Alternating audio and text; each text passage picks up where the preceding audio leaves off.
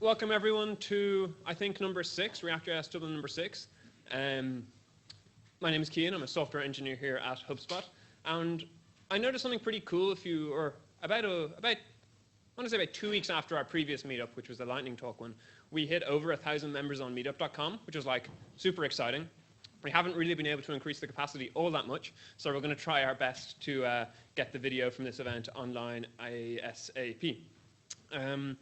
Before we get going, I need to point out once again that HubSpot has sponsored pretty much every single thing about this event, from the food, drinks, organization, obviously the pretty cool location, and we have more than a dozen engineering job opportunities going right now. So I thought I'd ask Martin, who runs our technical recruiting, just to tell us a little bit about them before we get started. Hey everyone, really great to see such a big turnout tonight. So as Cian was saying, this is our 6th meetup. We try not to talk too much about our hiring because you know that everyone is hiring in Dublin right now. But given that we are a sponsor, and I just wanted to highlight some of the roles that we're hiring for right now. Going through a big expansion phase. You'll see all the construction work that's going on next door. So we currently have about 330 in the Dublin office, and the plan is to grow to 600 over the next 2 years. So with 50 being in engineering, we're looking to double that number as well. So if you're interested in any of the roles that are up here, or you know a friend that might be, best place to go is to the Dublin careers site, and everything's going to be listed up there. Or I'm going to be hanging around as well, so come grab me for a beer. Thank you. Thanks very much. So I know I say this every single time, and I mean it just as much each time, but I'm super excited about the talks we have set up for today. Very first, we're going to have Richey telling us, defending Inline Styles, and I think we should hear him out before we throw the fruit that we provided earlier. After that, we're going to have a quick 5-minute bathroom and drink cup-up break, and then Brian is going to tell us all about GraphQL. As always, if you're interested in talking in a future event, we're always really happy to hear your ideas, help you plan them out, and help you speak with them. So please do get in touch with me, Rob, Sarah, Gareth, or anyone who looks like they work at HubSpot, and we'd be very happy to have you talk. So without much further ado, please help me welcome Richey Ryan to speak about Inline Styles.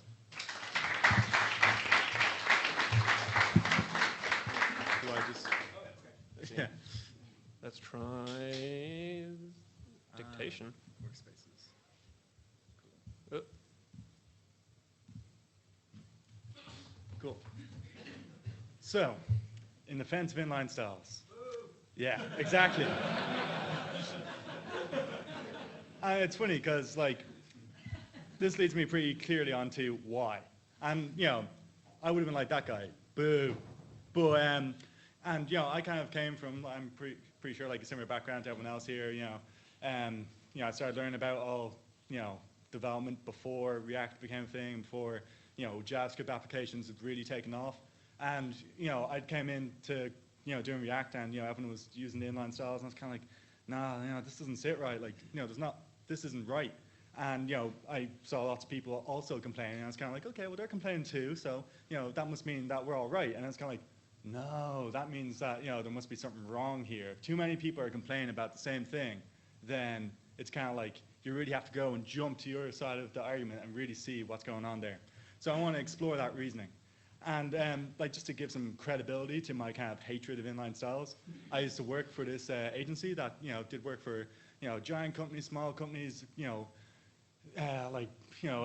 commercial kind of, marketing websites, IoT giant websites, and then enterprisey websites. So you might notice that in the background there's some code on the screen all minified and kind of not visible. Here's that code not minified and maybe slightly more visible. And what you're seeing here is basically a bunch of code with a bunch of inline styles and a bunch of just noisy things on it. And this is Oracle ADF. So this is Oracle's way of being like, hey, Java guy, you don't have to know anything about JavaScript or CSS or HTML. You just, write an XML component, and at the end of the, processing chain, it'll come out like this horrible mess of, inline styles, and sometimes tables, nested in tables, nested in tables, nested in tables, nested in tables.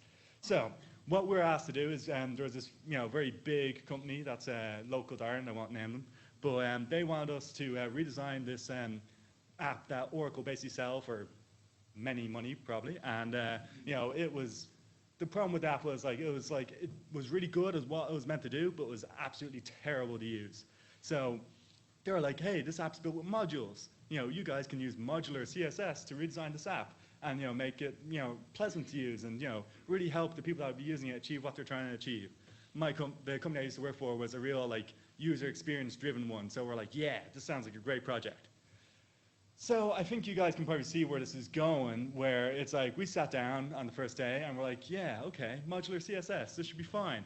And then we, you know, we start on the first, you know, module, like it was probably like, I don't know, say a day picker, and we're like, okay, cool, you know, make that green, you know, add a border there, you know, make that font size 16 pixels. It's like, wait, no, none of it is working. Okay, you know, maybe if I add this class name, it's like, yeah, okay, but you know, the font size didn't kick in. It's like, okay, I'll just use important once here. Like I know I'll use important once, and you know, it'll be fine. So you know, the further we go on, and it's just like, important, important, important, important, and it's kind of like, okay, you know, there's a problem here. And I was like, man, you know, the guys, you know, they're using inline styles, and it's like just messing up all the specificity, and you know, I have to use like class selectors that are like, you know, 6 classes in order to like achieve what I want, and even then I have to use important. And we're like doing weird stuff, like trying to target the inline styles in the CSS, and then use important to override inline styles. And I think that might have worked in like one browser. And it was just like, so, you know, basically what I'm trying to say here is like, inline styles are bad, right? So one of the reasons we know inline styles are bad is because when you start learning, you know, JavaScript and CSS and HTML, you learn about separation of concerns or the single responsibility principle, you know? So you keep everything separate, like your HTML just does content, like that's words, fine, you know, some images, whatever, but words mostly. And then, you know, your CSS does like the pretty stuff, you know, it's fine. You know, designers, you know, tell us what it should look like, we make it look like that, and it's fine. And then JavaScript sort of adds, you know, little bits on, and JavaScript is all responsible for adding those little, you know, fidgety, you know, poppy outy, you know, whatever bits, and, you know, that's cool. And, you know, we take these as best practices, and we're kind of like, all right, cool, you know, this is the way we do this, you know. It's like, I know this is the way this works, so I can just go out and do my job, and, you know, it's all just good advice, right? And, you know, I think we live our lives, you know, relying on good advice, you know. We don't want to have to go and look at every decision and be like, okay, well, what do I do here? And then it's kind of like, no, like people have been telling us, like, you do this, and, you know, you work out okay. So, like, you know, there's a couple examples, right? You cook chicken thoroughly, and you don't get food poisoning. Like, that's good advice. You wash your hands after going to the bathroom, and, you know, all the germs go, you know, again, like, kind of food poisoning or whatever else. You wear sun cream on sunny days, and you don't end up like that guy. So, like, good advice is important. But then the problem with good advice is you end up with this sort of situation called cargo culting. So there's this lad called Richard Feynman, and he was a scientist. You know, he worked on like nuclear bombs and all that kind of stuff. And he's got this quote: the first principle is that you must not fool yourself, and you are the easiest person to fool. So this is kind of talking about, like, you know, this is particularly in reference to science, where you kind of have to, you know, have the intellectual rigor to look at what you're doing and make sure it's the right thing. So the term cargo culting comes from these Pacific Islanders during World War II. So first they're occupied by the Japanese, then they're occupied by the Americans, and, you know, it was strategically significant in the, you know, whole war going on there. And what these islanders found was, when these occupiers came in, they brought in stuff like, you know, good food, medicine, you know, all the sort of things that, you know, we, you know, even back then would have taken for granted, but for them were like revelations. So eventually the war ended. The Americans didn't want to stay there. The Japanese didn't want to stay there. And these islanders was left on their own without the medicine and, you know, whatever else that they came to expect. So they're kind of like, okay, how do we, you know, get all this stuff back? So they built, like, they, you know, flattened out pieces of ground. You know, they made runways. Then they lit signal fires all along the, you know, runways. And then they would have a lad sitting in a little wooden hut at the end wearing headphones made of bamboo. And they're like, okay, we've got the whole setup, the planes will come, and we'll get our supplies. And then, you know, what they failed to realize was just, wait, like, just because you build the runway doesn't mean that people are just going to drop you supplies. So it's that kind of thing of, you know, they realized the pattern, but they didn't realize, you know, why or how it worked. They were just kind of like, okay, we build the runway, we'll get this. So I think, in a lot of ways, the whole, you know, keeping your CSS and, you know, JavaScript separate from everything else is a bit like the building your runway and hoping for things to come. So in order to kind of really, pin all this home, I feel like there's like two ways we build stuff for the web. And this is the first way. It's pretty obvious, I think, but I'll explain it for anyone that can get. So back when the World Wide Web was first invented by Tim Berners-Lee, it was all just like, hey, here's all my notes on this research. It's just text. And it's kind of like, okay, that's kind of boring looking though. So they're like, okay, well, we'll put in JavaScript, or not JavaScript, we'll put in CSS. And, CSS will let you, style everything, but we'll let you style it in a real kind of removed way. So if you have a paragraph, that'll always be, whatever, 11 pixels. If you have like this thing over here, that will be gray. And, it was done in a real kind of abstract way. So you could, style swaths of documents, just in one fell swoop, without having to care about the individual document. And then you've got the JavaScript, which, just kind of adds, like show that, hide that. And in this scenario, it's like your scone is the HTML, right? It's like, it can have cherries in it, it can have, sultanas in it, it can be plain. We don't really care, it's the scone. Then you've got the jam, right? And the jam is kind of like, okay, scones are kind of dull on their own. So we're going to add a bit of jam, and like the jam just makes it like, yeah, this is nice, like I can deal with this.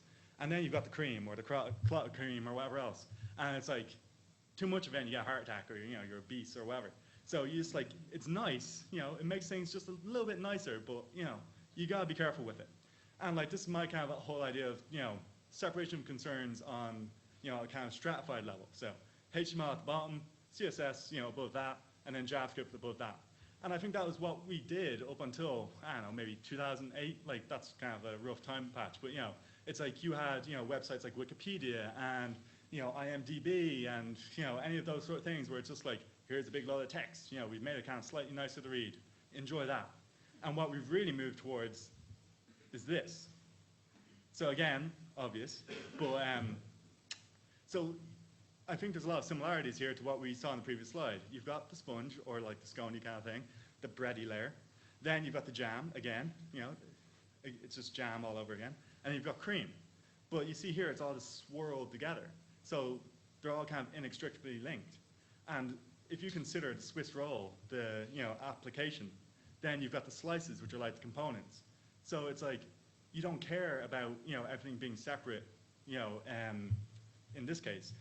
What makes your application is the fact that you've got these components that are, all where everything's mixed together, and it makes sense in the context of, each component or each slice. And that brings us to this whole idea of documents versus applications.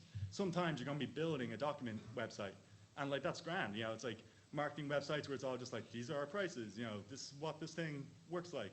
They're all documents, and that's perfect. And like I said before, you've got Wikipedia, IMDb, or like if you're on 3 and the 3 website and you're looking for the prepaid plans, it's like, yeah, grand. But nowadays, we've got these applications, these web applications are much more complex. You've got Facebook, you've got Skyscanner, you've got Intercom, you've got HubSpot, and they all require like kind of a different way of looking at what we're building. It's not all about individual pages that have their information. It's more about building this like one application that has these individual parts that you need to be able to target separately. And just kind of like as a side to this, like these applications, like they're not new. People have been building applications for years. You had Windows applications, and you had iOS applications, and you had Android applications. And if you consider what React is, it's like you've got your JavaScript, and that does whatever. You've got your God, I can't remember the name of it. Yeah, exactly. Thank you. You've got the JSX, which is more or less XML, and then you've got maybe the inline styles.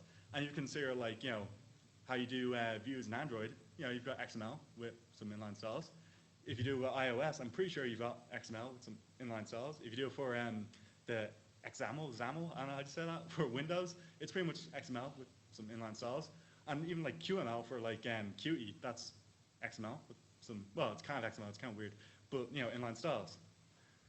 So like, I guess if we're going to try and defend inline styles, you may as well look at the problems with them. And there's a bunch of them, but I think this is probably the one that people argue about most, right? So it's like, if you use inline styles, that's the most specific that you can get with that style. Actually, I meant to say this word and like make a show trying to say it because I usually can't. Specificity. There we go. Awesome. So like what people say is like, if you have an inline style, you can't override it with CSS. And it's kind of like, good. You know, if you're writing a component and you're trying to override it from some other place with CSS, then like you're messed up. You know, it's just like you're just causing yourself a world of pain. So like here's a React component. It's really simple. It's meant to be like some sort of input. You know, you pass in the props for like the ID for the field, and you've got the label too. And like one of the great things about React, which I'm sure we're all kind of familiar with, but it's like if you write a component like this, that's stateless component. I'm going to use all the fancy words. It's pure, it's idempotent, and it's referentially transparent. So what that means is, if you pass in the same set of props, you'll always get the same result. So like that just is so cool. It's like you can just really easily be like, this is what I'm getting. Like I know this is what I'm going to get. There's no like weird thing over here just like messing things up on you just because. And referentially transparent is like the same sort of thing where it's like you're not importing something that's just gonna be like, okay, well on a Tuesday this is gonna be the number 6. So I hope your test cater for that. So this is really good, right? And it's like I think this is why we use React. This just makes things really simple until you do something like this. It's like all of a sudden you've got this CSS reaching in and just hiding away your input. And it's like you might say, oh well, no one would ever really write CSS like that. And it's like I consider that like a bet. I'm sure if you scan the code bases of any of the places where we work, you're going to find stuff like this where you've got classes reaching into places where they shouldn't be and making weird things happen. And like the problem with this is like it makes it really hard to kind of predictably understand what your component's going to do. And if you can predictably understand what your components are going to do, you can do really cool things with tooling and testing that I'm going to talk about later.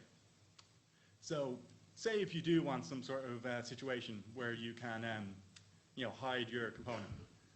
I suggest you do something like this, right? So you pass in hidden. If it's hidden, it just won't show the component. And then your styles there are an object, and you just set that on the whatever style tag you want. And I know what you guys are thinking right now. It's like, Richie, you idiot. If you do this and you want to change the font family from say sans serif to like Futura or Lat or whatever, you're going to have to go to every single component. And I'm going to go this slide. And you have to go to every single component and update that. And it's like, yeah, that's true. Unless you use some sort of like composition, if that was possible, to bring all the abstract out these common patterns. And so say you have a situation like this where you've got product info and product spec. They're like pretty similar, just like blocks of text. It's like the product info is like this is a great phone, it never ever bursts into flame. It's perfect. And then the product the product spec's like combustibility 10. So but you can see that they've got these font kind of styles that are very similar looking. And it's just like, well, if I want to change that, like that's not great. So you just do something like this. And it's like, I had to wrap the import for the text style there because it wouldn't fit. So I don't know if this would actually run, but you guys get what I'm getting at. So you can see, you just import the text style. The patterns are different because they're different components, but at the same time you end up with the same pattern. And you might sort of say it's like, oh, but like if you use BEM or whatever else, you can like achieve similar things, or ideally you could do this with like CSS cascading or whatever. And like those are valid patterns, but it's just kind of like it depends on just how reproducible you want your components to be. So another kind of aspect as to why someone might have a problem with inline styles is you're tied to React, which to me sounds like a pretty good thing, but it's just that kind of thing. It's like people are saying like, oh well, if you don't have separate style sheets, then if you ever have to move to a new framework or whatever, you have to go into each component and like pick them out. And it's just like, if you're going to do a big rewrite like that, are you really going to keep the same style sheets? Most of the times, like any project I've worked on, if they're going to do something like that, it's just kind of like, ah, well, we may as well do a restyle where we're at. And it's like, yeah, okay. And even if you did, wanted to reuse your styles, if you have them broken out into objects like that, it's still like, okay, so this is our day picker, pull out the styles, throw them into CSS, fix up what the problem is, and continue on. So another thing is performance, right? It's like, I don't really have a leg to stand on here. It's like CSS will be more performant than using inline styles. I'd like to say kind of pretty reasonably. It's like, we've had however many years of, optimizing CSS, so it's like, this is a reasonable kind of assumption to make. And then this whole sort of idea like CSS animations will perform better than JS animations, like it's the way everything is built for now to work. So it's like, you can expect CSS to perform better than JS. But there's two kind of ways to look at this. It's like browsers evolve to suit the workflow that is happening now. So before JavaScript wasn't a way to build applications. So then a whole load of work went into the Chrome JavaScript engine, the Microsoft JavaScript engine, and the Firefox JavaScript engine. And nowadays we have really, really performant JavaScript engines.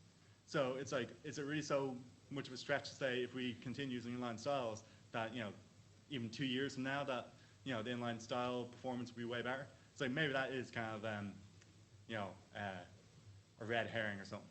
But another way to think about it is like how quickly, well, in some cases how quickly your UI gets drawn is a performance bottleneck. But at the end of the day, for most users, it's how long your AJAX request is going to take, or how long that really heavy piece of processing you're doing is going to take, not how long it takes to draw a piece of text over there. So that's one way of looking at that. And then another consideration is it's hostile to designers. If you have designers that know CSS, they're going to be like, well, like everything's mixed up with JavaScript and whatever else here. Like I don't know how to work with this. I was like, that's fair enough. But I think there's this kind of idea that I think ideally we'd all love for designers just to like do UI bits and just leave us to mess around with code and just get on with our lives. And I think most of us know that that never happens. So I think if you're kind of waiting for designers to write all the CSS, I think you'll be kind of waiting a long time. But something that does happen is if we make our components easily extractable from their context, and so when you pass in the props, you can see all the different states, and you can really kind of look at them independent from like their context, then you can make really cool tooling that allows designers to actually work with components like way easier than they could if they're just embedded your application. So they can be like, okay, I've got my whatever confirm button here, so I want to make that green. It's like, okay, well there's the like color thing, so let's make that green. And then I want to make the font size 18 because people are complaining about being too small, so 18. And this isn't like crazy stuff. It's like I'm going to give a shout out to one of my colleagues, Dario here. He's working on this thing called views, or it was previously called pages, which he presented here a few meetups back. And it's all about just leveraging this whole idea of React components that are so encapsulated that you can just send it off to a designer and be like, yo, just lash in whatever style you want there, and they can do that. And even if the application is in production, you can just be like, yo, you're complaining about that background not being white, go do it, and they can do it. And it's like if you start combining that with other stuff, like I remember in the past, in another past meetup, the guys here at HubSpot were talking about how they have this kind of style guide or kind of component library where people can edit stuff and it gets committed. And like you can imagine combining that sort of stuff where it's just like, okay, we gave you the bare bones of the components, you guys can style them and restyle them at your leisure. It gets committed to master, it gets deployed, all good. So this kind of leads me on to my next thing, which is tooling, right? People sort of complain about like, oh, well, we've got like CSS lint, and we've got prefixer, and we've got sprite generators, and we've got Sass, and we've got less, and all this sort of stuff that you accumulate over years of working with something. And it's like, yeah, they're all great tools. But at the same time, it's like JavaScript is, now more than ever, so open to new tooling. It's like now that we've got like Babel and stuff and can play around with ASTs for JavaScript, we can do really, really, really interesting and cool stuff. So like, prefixer, yeah, cool, whatever, pick up the styles, it's like, oh, dash WebKit, whatever, lash that on. CSS lint, it's like, okay, well, this is the, I'm trying to think of a good, bad, CSS practice, but I can. So, it's like, find that, that's no good. And then, you can do weird stuff like, so, okay, say you want to use inline styles, so you keep having encapsulated your component, but it's like, no, I want a style sheet at the end. It's like you can get, plugins that just let you whip that stuff out. So there's all sorts of, there's like Glam, which, does really cool things that helps you pull out everything in CSS. There's style.jsx, there's style components, there's style.jss, there's, all sorts of things, like just huge lists. And then, there's also the possibility of doing really weird and kind of cool things. So, like, who here has worked on a CSS, file and seen like dot body text other new version 4? And it's kind of like, is this even in use? Like, who wrote this? And it's like, oh shit, I wrote that. It's like, is this in use? And then it's just kind of like, you have no idea if you can safely remove the CSS because in some dark corner of the website, it's there. And it's like, Google has tried to kind of help this. There's like code coverage and stuff, but it's kind of like you still have to sort of know if it's going to be on a page. So like, I don't know if it's like that helpful. But if you're using Rollup or Webpack is kind of bringing it now, you can use tree shaking. So if you can imagine we did our imports earlier where we import common text or we import whatever background or we import whatever, it just won't get built. It's just like, nope, don't need that. We're going to leave that out. And at the end of the day, you end up with less styles than you actually, you end up with just the right amount of styles that you actually need. You don't get less. That would be not good. So, but that's like an advantage over CSS. So there's all this kind of potential for people to really get imaginative with how we do our styling and kind of find out ways of making it better. So, and I think just to kind of recap this, all these objections I found were kind of from there's an Irish tech community Slack that I frequent where people were complaining about this for a while, and there was like a bunch of articles and stuff where people were kind of bringing up these kind of points.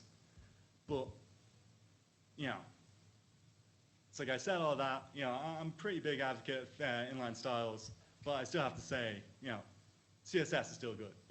There's some things that CSS can do now that, you'll never get in a million miles of with inline styles. Cascading.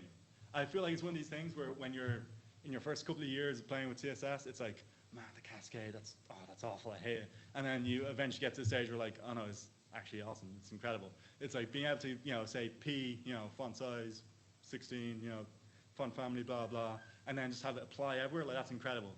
And inline styles is, actively saying, no, I don't want that. And I think it's that kind of thing where it's like, that is really useful for like, say the example that we just had where it's like, okay, it's just like text style. So, I think you can safely set that globally and, be happy enough. And if you need to overwrite it, in a specific case, then, that's cool. Another one's media queries. So it's kind of like, different screen sizes, resolutions, print. Like, man, let's not even talk about trying to do print with inline styles. That'd be awful. But, it's that kind of thing. It's like print is a document, so, it's perfectly suited to CSS.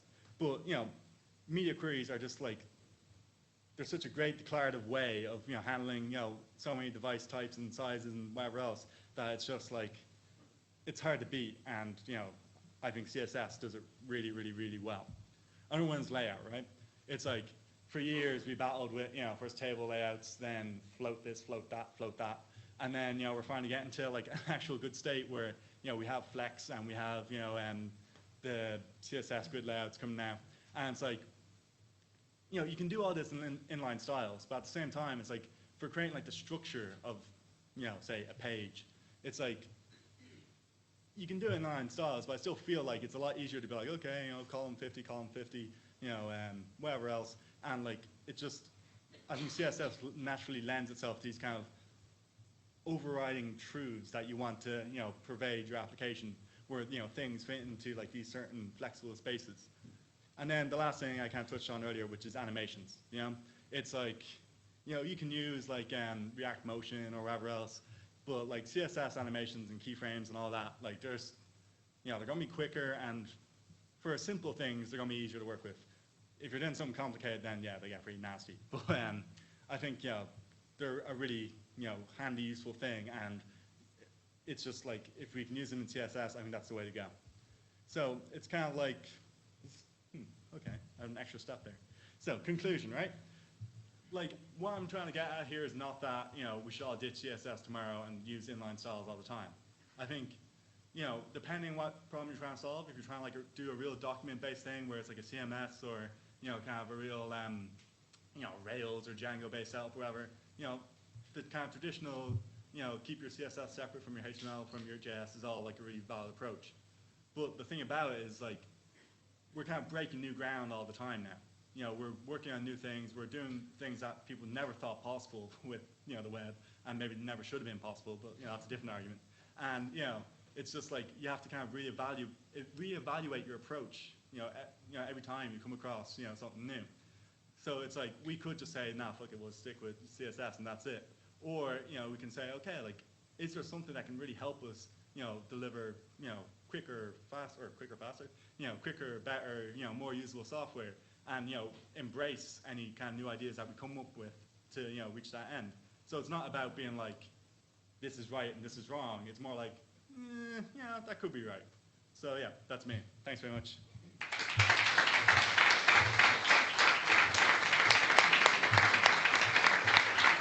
Thank you very much. So I feel convinced to try it out in another project. Anyone else want to give Inline Styles a go? Just me? Okay, fantastic. We have like 2 other. Brilliant. Good job. Yeah, that's like at least 3 times the amount of people I expect to win. Fantastic. So we're going to take a 4 or 5 minute break. Bathrooms are opposite the lift that you came in on. And we can also top up our drinks too. Cool.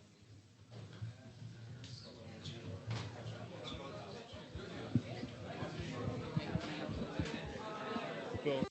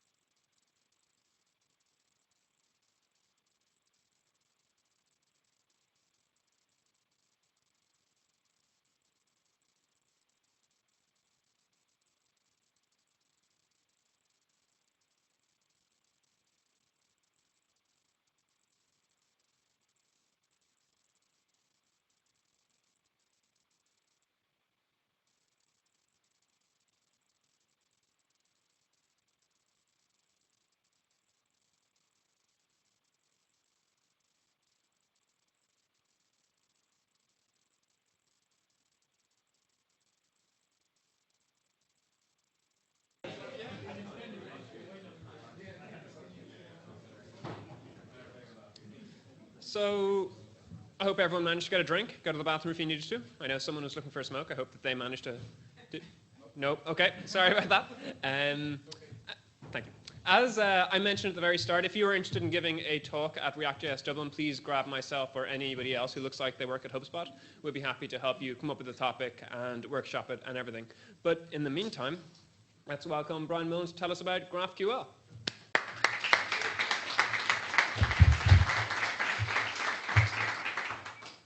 Thanks, Kean. Thanks to everyone from HubSpot for hosting tonight. Really great venue and well organized, but sadly downhill from here. So yeah, before we kick things off, I just want to get a gauge of the room. Who here has used GraphQL or heard of it in some shape or form? Okay, kind of expected that. How many people are actually using it today? Some shape. Cool. Okay. So tonight's just going to be an introduction. I'm not going to delve into the client-side libraries like you may have heard of Relay or Apollo. So I just want to get everyone on the same page as to what GraphQL is and try and demystify it a bit. So just a bit about myself. I'm a contractor. I've been working with Nearform for just over 2 years. For the past year or so, I've been working with Condé Nast. They own all these brands and like all the other brands you might be aware of. Vanity Fair, GQ, Architectural Digest, yada, yada, yada, yada, yada. So I've had the pleasure of working with Allure, Self, Vogue, and most recently Wired. And it was last October when I started working with Vogue when I was introduced with GraphQL. So they've already made the decision to go with GraphQL. And as a contractor, I joined the team. I'm expected to just hit the ground running. So I was kind of under pressure to learn it really quickly. So what I'd done was decided to give a talk on it a couple of months ago with Belfast.js. So I thought I would come down here and give it another go. So here we are. So up until that point, when I joined the Vogue team, I was completely oblivious to GraphQL. So I found the learning process really enlightening, and hopefully tonight you can have that same aha moment. So the agenda for tonight. We want to clarify what the hell GraphQL is, the backstory, some of the query language and examples, and if the demo gods are on my side, some live coding, and then we'll recap, we'll look over some of the key principles and sort of best practices. So, cool. What is GraphQL? So, before we delve into it, it's kind of first best to clear up what it's not, because it's kind of, the name can confuse some people. So, what is it not? It's not a database or a storage engine. It's not a query language or a query language for graph databases. It's not a React or JavaScript specific thing. So, what is it? Well, if you go to graphql.org, you'll see this. GraphQL is a query language for APIs, a runtime for filling those queries with your existing data. GraphQL provides a complete and understandable description of the data in your API. I don't know about that, but that's just, I don't know. I'll try and explain it a bit better. So TLDR, it's a specification. In that specification, it outlines the query language in like exact detail. So how it should be parsed, validated, and then executed. And behind the query language is the type system, and it's this which is key to describe exactly what the query should look like, and then the responses to them. So outlining these features in the specification allows it to be completely language agnostic. So the reference implementation was written in JavaScript, but today it's implemented in like 20 languages. So C#, Java, Python, you name it, you've got it. Now, before we delve into the details, let's talk about the backstory. So why is GraphQL here today? Like, what's the point? So back in 2011, the mobile revolution was in full swing. Facebook initially went with an HTML5 app, kind of utilizing their existing website, and kind of made business sense, I'd imagine, because it's wrap everything in WebView, get feature parity with the website. You don't need to reinvent the wheel. However, poor user experience, and they really had to like rethink from the ground up, because on mobile devices, you're dealing with mobile networks, and they can be really unreliable, high latency. So they were really being hamstrung with REST APIs. Apologies if you took offense to the middle finger emoji, but we're going with it. So REST, there's a few key problems with REST, such as underfetching. This is when the resource URI that you get back only has some of the data. It may have links to the related parts. So say you have a blog post and you have comments. It might actually give you the comments. It might give you related IDs or URIs, so you have to go back and fetch them. That's not great, especially when you have to keep going back and forth to the server. Latency, not good for performance. Overfetching is kind of the opposite, whereby you get, maybe you ask for the banana. What you get back is a gorilla holding the banana in the entire fucking jungle. You don't want that either. Then you have versioning, custom endpoints, coupling, all associated with REST. Yeah, where do we go from here? So in comes GraphQL. In 2012, the Facebook team began building what would become GraphQL today. Over the course of around 3 years, they kind of nailed down this type system and the patterns, and then they wrote them down into this formal specification. And if you fast forward to 2015, it was announced, and the reference implementation was written in JavaScript. Jump to today, it's available in 20 languages, and it's been adopted by many small and large companies such as GitHub, Twitter, Shopify, and Khan Academy. So let's take a look at the query language. Here we're asking for the current user's friends. Notice, don't know if you can see my cursor, no.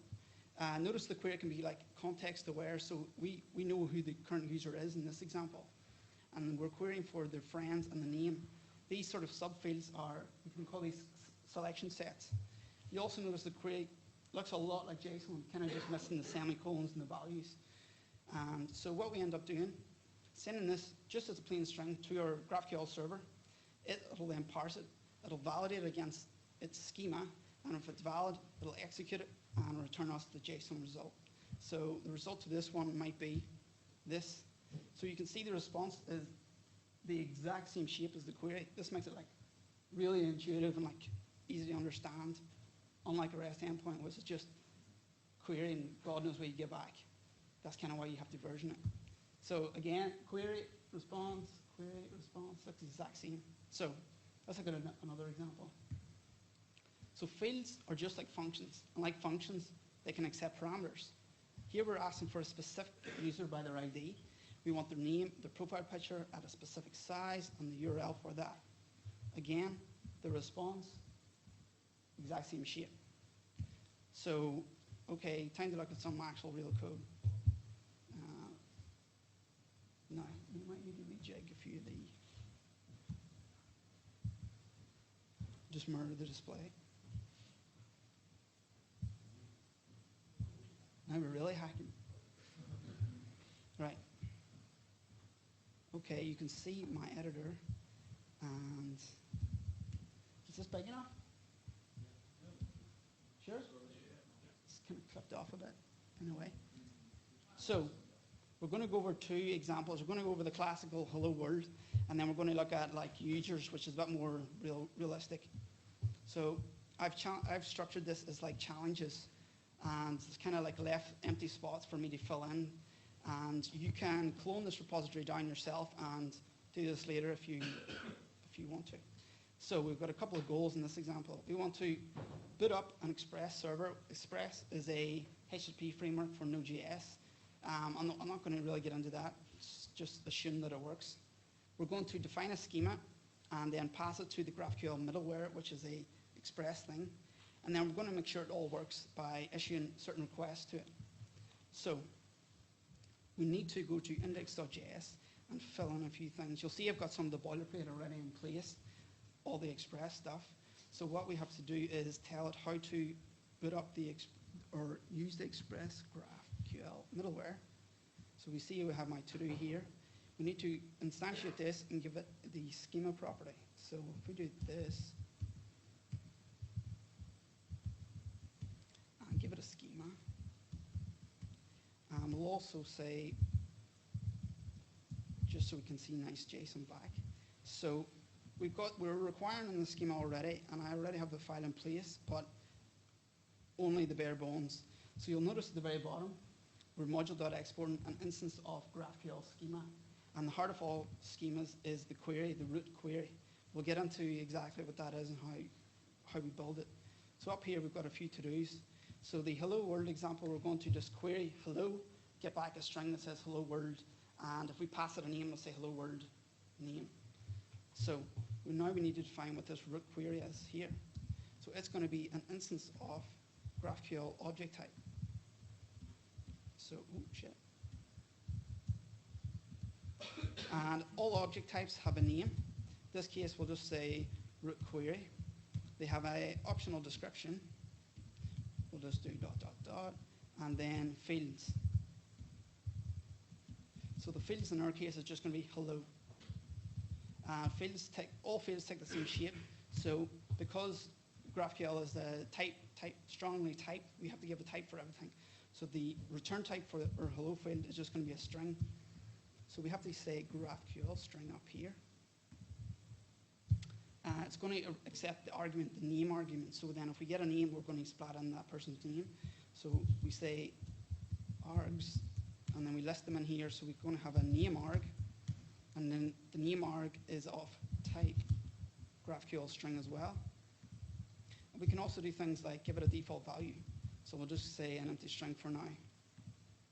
And the most important property of all fields is the resolve method. So if we go here, hello, down here, resolve. This tells GraphQL where to get that value. So in our case, it's just going to be a template string, hello world. Oh. And we want to sort of put in the name value in here if we get one. Now, the resolve method accepts 3 parameters, or it's given 3 parameters. The first one is root. In this case, it'll be like the root query. We're not going to use that in this example, but just assume it's there. The second one is the arguments, so args. And the third one is the context. So you could do stuff like, oh, what is the current user, stuff like that.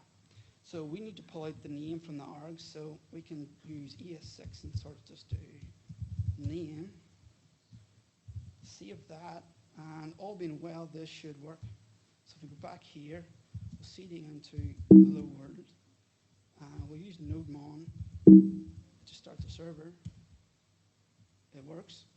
Now if we go back to my README, we've got all these curl commands just to verify that it all works. So we're seeing that we're posting to my endpoint, and we're saying it's content type GraphQL because it's just a string. This is not JSON, it's just the query type. So if we copy and paste this, we should get back this stuff down here. Open a new tab. It works. Woohoo. So as well as post requests, you can do get requests. So you'll see here we're passing in the query as a query parameter, and I've sort of encoded the curly brackets. So let's just verify this also works. Yep. Now we want to try out the name parameter, just make sure all the code is working. So you'll see here we're saying again query hello, and parameters or arguments in GraphQL are named, so ordering doesn't really matter. So I'm saying name and then give them the value. And all being well, we should say hello world, Brian. It works. So yeah, that's the hello world example. It's a bit contrived, and hopefully it sort of clears up just some of the basics. You may have noticed defining the schema is a bit verbose, to say the least. However, there's this new way to do it. It's called schema definition language. And I'm going to briefly look at my solution to that because I don't want to waste too much time. So we'll just compare the schema of this to this. You'll see we're using this function called build schema from GraphQL. And it's super declarative. You're just saying type query. You're saying the hello field accepts this parameter or argument, and the return type is string. And then down here we're saying, okay, how do I resolve that field? And then it gets the arguments and we return it. Down the bottom you export your schema and your root value. So in my next example, the users will be using this shorthand schema definition language, so it's a bit quicker. So on to users. Again, we'll look at the README to start us off. So yeah, most applications have users, so I thought that's a good place to go. So in this example, we want to be able to query a user by ID, get their ID, first name, email, and last name back. We want to be able to create a list of users, and we want to be able to kind of limit that list, and then we want to do a mutation. So mutations in GraphQL are your writes. So it's not just for reads, you can like do writes as well. So some prerequisites, I've created like a fact database because it can be asked setting one up. We'll take a very quick look at it. So it's like a class. It's got its create, read, update, delete methods. Notice they're all returning promises, so it's sort of asynchronous. like a normal or a real database would be. Down the bottom, I'm exporting users, which is an instance of table, giving it the fixture data. Yep. So if you want to use this is totally production ready. Just let me know. I can give you a license. We can work something out. So if we look at the index, I've already got this set up. Just like the last time, it's just a basic Express setup. You'll notice we're using this thing called GraphQL. I'll show you what that looks like when we do the demos. Now the schema we have to completely fill out. So we'll jump to the bottom first. We're using this thing called the make executable schema, and that's from GraphQL tools. Just like the last example, we basically define all our types in this type defs. Then we define all the resolvers, and the make executable schema will create and instantiate one of those GraphQL schema objects for us. So we don't need to do all that verbose typing. So we want to be able to query the user by ID. So first, we, like all good GraphQL schemas, we need a query type. So we're saying type query, and we have two fields. So we want to be able to query a user, and we want to query by ID. And the ID type, which is a kind of GraphQL specific thing, it's just a string, but it uses it internally a bit different. And the return value of this will be a user. Okay. We also want to be able to query users. We want to be able to limit them by an integer. And this is going to return a list of users. So we need to define what the hell a user is. We haven't done that. So we say type, type a user. So a user is going to have an ID of type ID. It's going to have a first name of type string, last name of type string, and an email of type string. Now that's just what we have in the model. We're going to do something different. We're going to have a derived property called profile picture. Profile picture isn't in the model. It's something that we're just generating for a user based on their email address. So let's look at that. So profile picture is going to accept a size parameter, which is an integer, and it's required. It's going to return a gravatar pic type. Now we need to define what that is as well. So you may have seen us in my previous slides, what this is, what the shape is going to be. So this is just an object with the URL property, which is a string also. Everything's a string in this example. Okay, so we're able to query users and an individual user. We've got the user type, got the gravatar pic type. We need to define the mutation, how we do writes. So we'll do this up here alongside the type query. So we say type mutation. We only have one. We're going to call it user create. You can define these or name these whatever. You can sort of come up with your own naming convention. But mutations, they're only like a single list. You can't like go, oh, user and then user create. It's like a single list of actions. Kind of like Flux actions in React. It's just a single list of all the actions possible in your application. So user create is going to accept an email address, which is of type string. It's required. A first name, again, string required, and a last name. So this itself will return our new user. So then we can, when we do our mutation, we can query back the new user, so we can get like the newly generated ID or something, and like, I don't know, other things.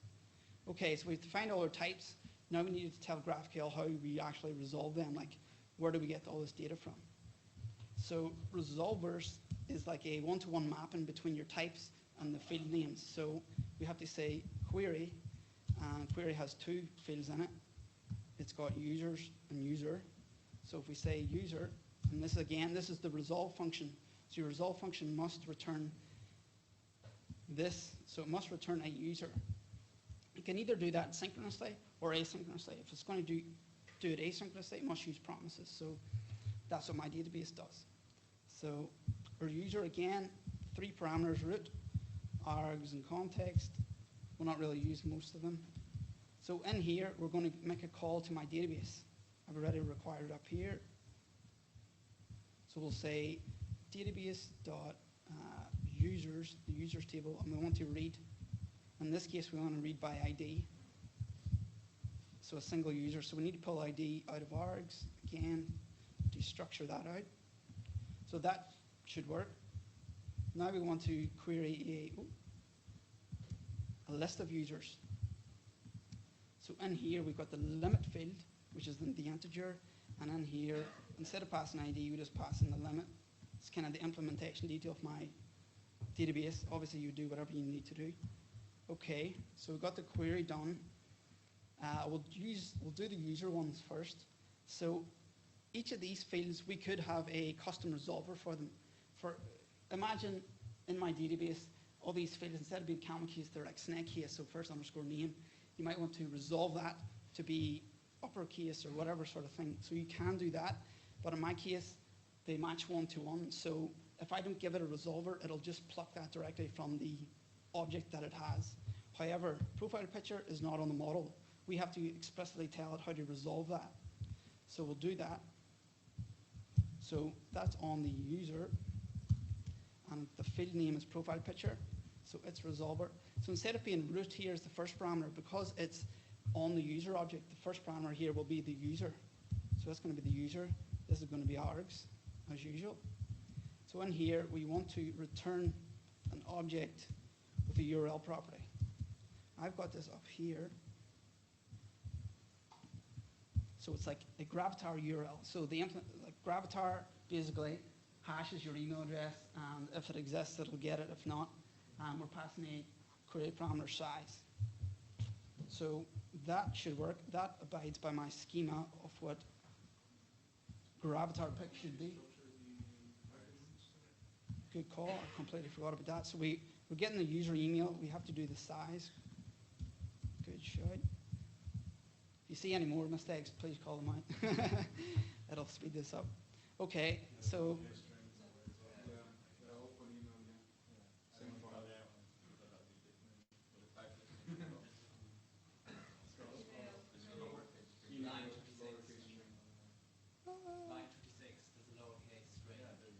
good man.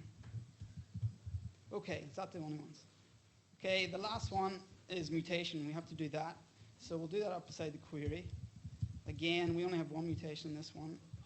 So it's user create.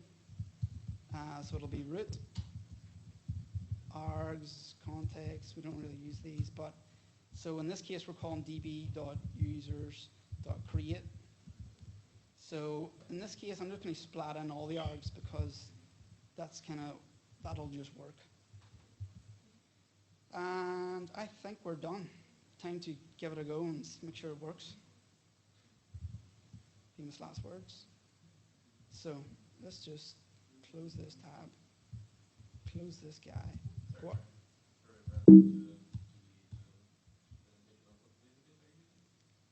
My inbuilt in-memory database. This is it here. It's completely fake. Yeah. Again, speak to me after. We can do something. Okay, I need to go to the users, this demo. We'll use NodeMon again. No errors, that's a good sign. Now, we're not going to use cur this time because cur is not much fun, very error prone. Instead, we're going to use this tool called GraphQL that we have turned on in here. So this is something you can turn on like dev mode, and you can like introspect and do all cool things. So we'll go to localhost, and we'll go to GraphQL. That look good? Clear this out. So this is GraphQL. This is like the best thing since sliced bread, honestly. So we have docs over here. Because the schema is so like well structured and all types and descriptions for everything, we built in documentation. So this is our query type that we defined. Here's our two queries that we can do. The user, the ID, the return type. So we click on the user, we can see all its properties. We can see the Gravatar pick type and all its properties. Pretty cool. And the mutation. We only have one mutation. Here's all the three parameters, and it returns a user. And you can do searches in here, so you can say Gravatar, and it'll just find it, stuff like that. So let's first try out the user's query. So you'll see here, it's like giving me, like, it's telling me this won't work. Basically, because it knows my schema so well, it knows, this isn't a valid query. So it's giving me all this useful information. Oh, it must have a sub-selection. Okay, so I can say users. And for each user, I can say, okay, I want their ID. Let's just do that for now. Okay, we get them all. We only have 20 of them. That's fine. Okay, what if we want more data? What if we want their first name, their last name, and their profile picture? And again, it's telling us here, here's where we do the size parameter. It'll tell me if it's wrong. So if I try to put in a string here, it's not right because I told it specifically it's an int. Again, won't work. So we'll say 500. And this is an object again. We have to give it a sub-selection. So we have URLs in here.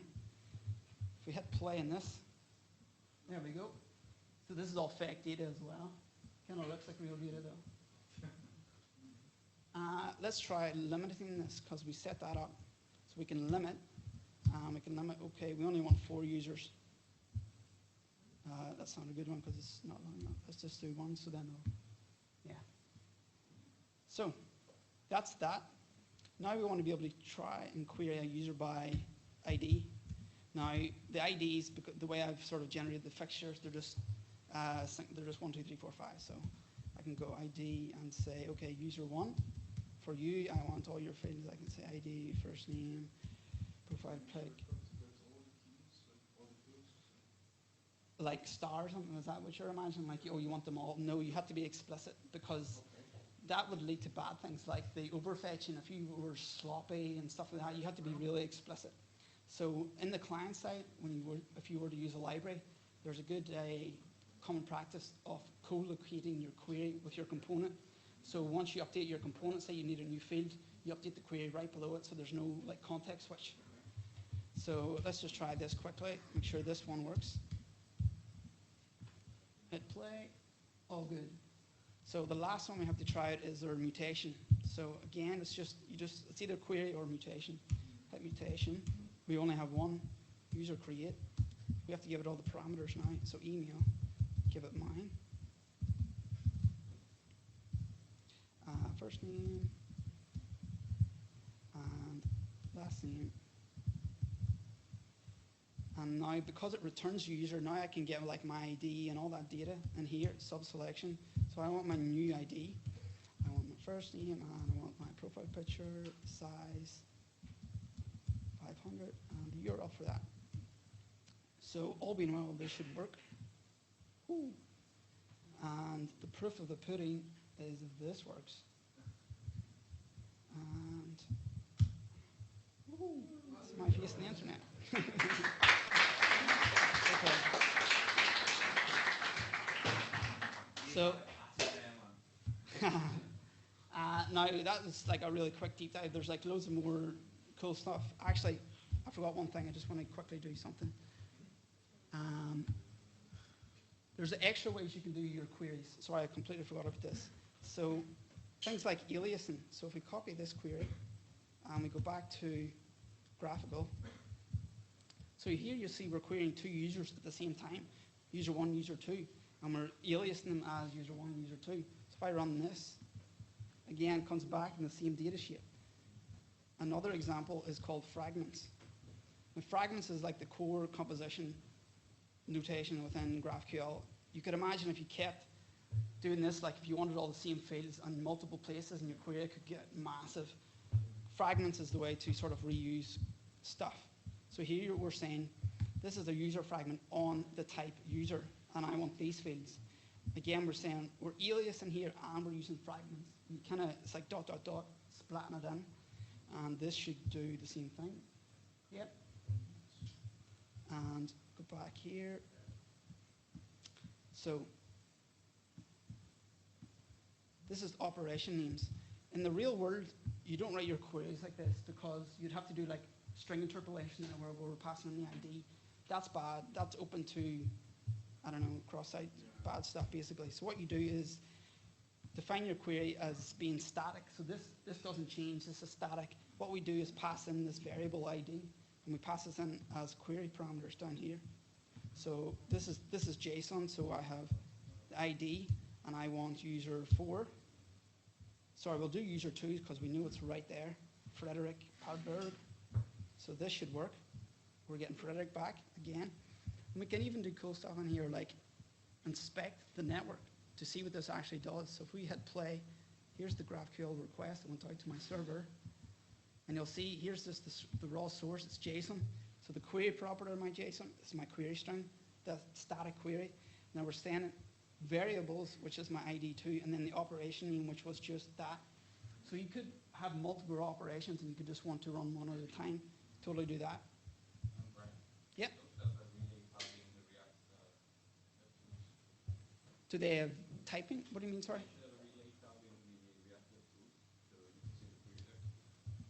Oh, yeah. And here? Like the dev tools, yeah. Just let me go back here. There's a couple more things.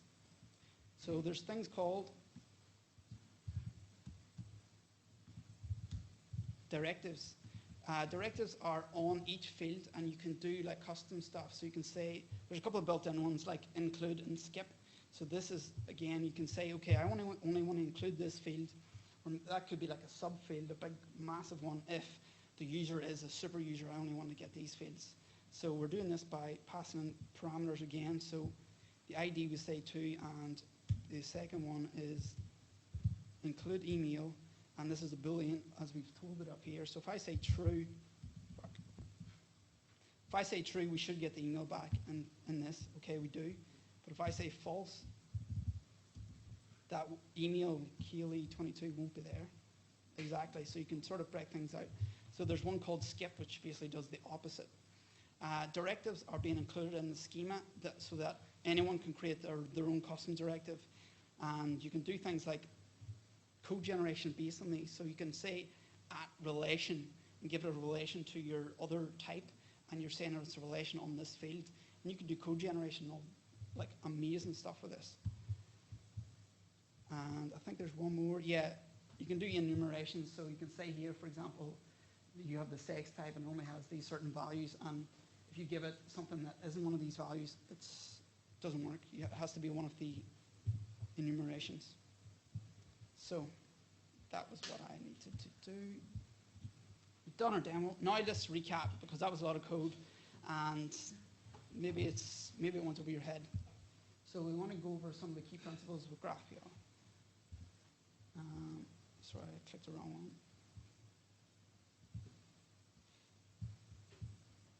I don't see my notes, sorry. This should now work, hold on. There we go. So let's talk through some of the key principles and best practices. So number one, versionless. First off, while there's no reason you can't version a GraphQL endpoint like any other REST endpoint, but GraphQL takes a strong opinion on completely avoiding versioning. Instead, it encourages the schema to evolve over time. If you want new things, you just keep adding to it, like the open-close principle. You have to think of like, why do most APIs version? Well, they've got, like a REST API has limited control over the data that's being returned. Like the client, it's just oblivious. You're just saying, oh, user's V1, I kind of assume it's going to be this. So the server, if it wants to change something, because it has no control over the client's like need for it, it has to use versions to like differentiate that. Whereas in GraphQL, only the data that the client requests is returned. So that way we can just keep adding new things, and it's not going to like make the payload get bigger or anything like that. And only those fields that when they are requested, will the code path go down that way. So say you have a big complex query on a certain field, only if you specifically request it will it go down that path. So yeah, this has led to the common practice of always avoiding breaking changes and just serving a versionless API. I mean, Facebook have been doing this for like 5 years, and they've got God knows how many versions of the Android and Facebook apps that people have on their phones, and it's all part of the same API. They just like evolve the API over time. Now you have to think very carefully about naming things, because once you have that field name as that, it's kind of stuck there for time. So you really have to think about down the line what it is. So think like version 2 of your app, what would you call it? Or maybe think of the what, not the how, if that makes sense. Like don't just mimic your database model, like the fields exactly one-to-one, because you're kind of coupling it to like that implementation. That's like an implementation detail almost. Second point, graphs, thinking graphs, not endpoints. That's a bit abstract. So if we look at this, we can think of each node as a model, and the edges between them is like associations, relationships. A more concrete example, users, the friend association, like relationships between that. So you can query a user and you say for friends, for each of the friends, I want their first name and last name. That's the relationship, the association. Third point, GraphQL is intended to be a thin layer, like it's only a single responsibility. If you look at this little diagram, kind of summarizes it a bit better. So yeah, your business logic and authorization, hopefully you have your shit together and it's kind of abstracted away already. You can just sort of dip your toe in and dip out again, kind of like what you would do with REST anyway. So yeah, GraphQL sits on a layer completely above that. Again, completely above your persistence layers. Got nothing to do with that. It's just a thin layer of like joining the dots between your nodes, your edges, whatever. Last but not least, the type system and introspection. Now, this isn't something like the client we use directly. This is more for the tooling. This is what powers GraphQL, basically. And this is part of the actual specification. It's like built into GraphQL. Basically, it means you can query your schema using GraphQL itself. Here we're saying underscore schema. You want all the types, all the fields, all the names, blah, blah, blah, blah, blah. And that's what you get back. So that's what all the tooling is built around. This ability to query your schema. And if you really want more stuff, we've got more links. This will be sent out later. The second one is these demos that I've done. So you can clone it, work it on yourself, and all done.